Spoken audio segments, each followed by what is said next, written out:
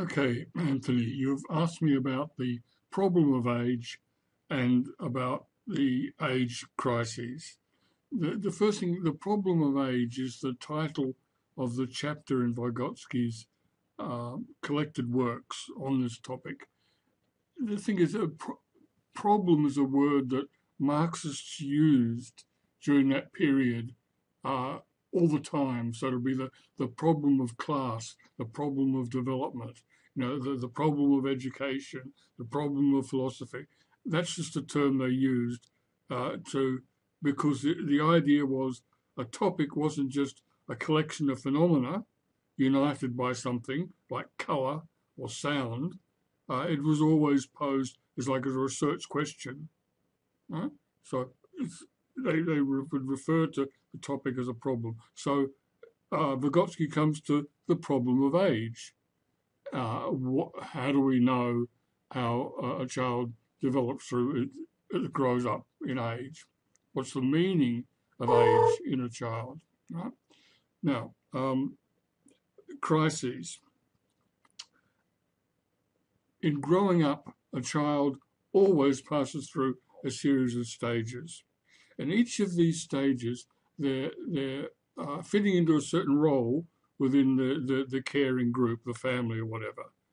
And they behave in a certain way. They're expected to, and in a good family, they'll be able to act in that way and their needs are met and they grow and they learn appropriately. And they go through a smooth process of development.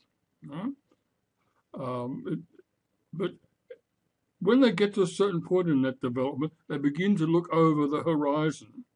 Like they see their elder brother being treated differently than they are, or they're always stuck in their cot, and they begin to perceive things around the room, and they get the urge to get out there and touch things, right? So they develop needs that go beyond their uh, position.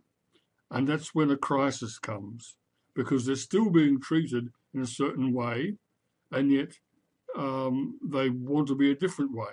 For example, this is one, I don't think it's one that Vygotsky talks about, but it's an example. Somewhere around your teenagers, a teenager grows up and they've got all the values and opinions and their cultural position of their parents, right? They vote. They're going to vote the same way when they get old enough to vote, and they look down on the same people. They like the same movies. They've got all the same sort of opinions and values and beliefs as their parents. They've got to be. They've been brought up by their parents. But at a certain point, even though they don't know any different, they become aware of this situation and they need to develop their own social position, their own cultural values, and they learn in a number of ways that they're trapped in this way, that they're just a product of their family and they want to be themselves. But the thing is, they don't have the experience, the breadth of knowledge, a separate standpoint in order to have these different social positions, to have a reason to vote for this one instead of that one, to like that type of movie and not another. Uh,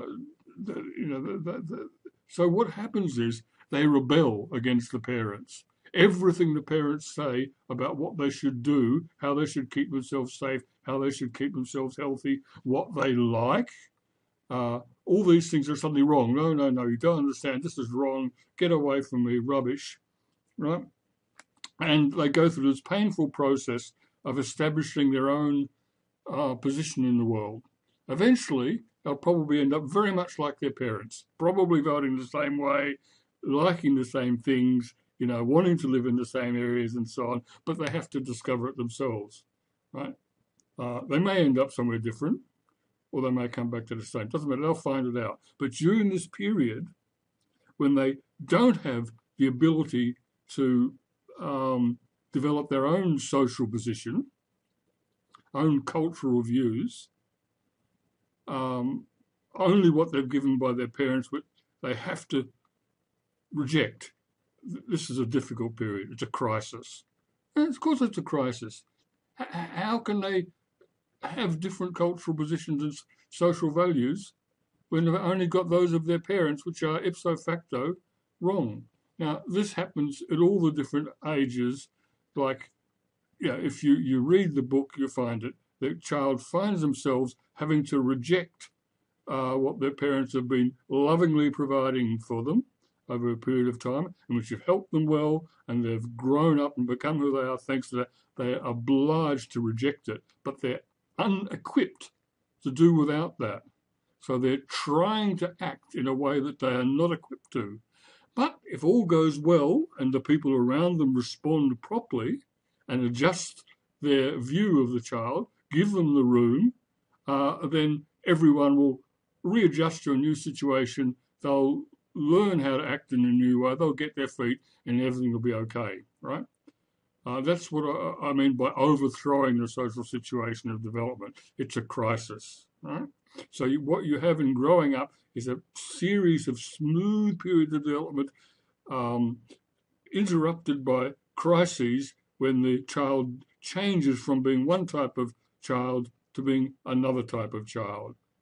Smooth development, crisis, and so it goes on until they become an adult. Then they have their crises in a different way. Okay, I hope that answers your question.